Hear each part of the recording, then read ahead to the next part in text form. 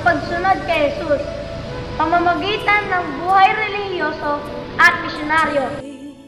In the world where life is born, there's a struggle that is fought to be welcomed, to be cared for, to be at home.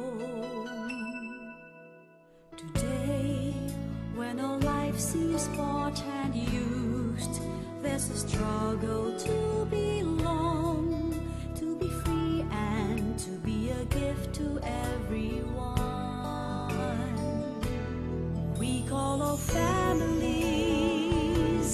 rise up and raise your hands as one.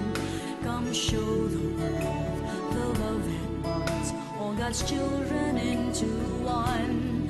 We call all families. Sa aming paglilingkod, natututunan naming maging matapat at masigla sa mga pagsisikap na panatilihing buhay si Jesus sa aming pananampalataya at mga buhay. Only selfless love. Jesus showed the world that only selfless love can bring 100-fold of fathers, mothers, brothers, sisters, homes, where peace and mercy reign, where faith and hope remain, where life begins and ends in God's embrace. Sa aming paglilingkod, matututunan namin pasalamatan ang Panginoon sa pagkakaloob niya ng kanyang mga biyaya at sa gayon, nakakamit namin ang tunay na kagalakan.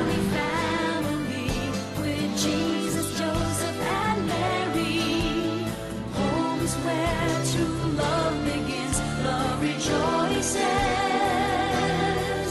love embraces.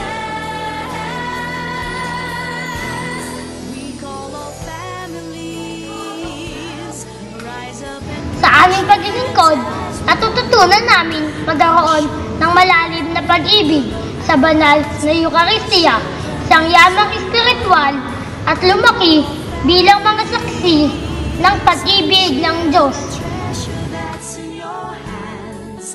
What can save us now? What can lead us now? What can make us all be one?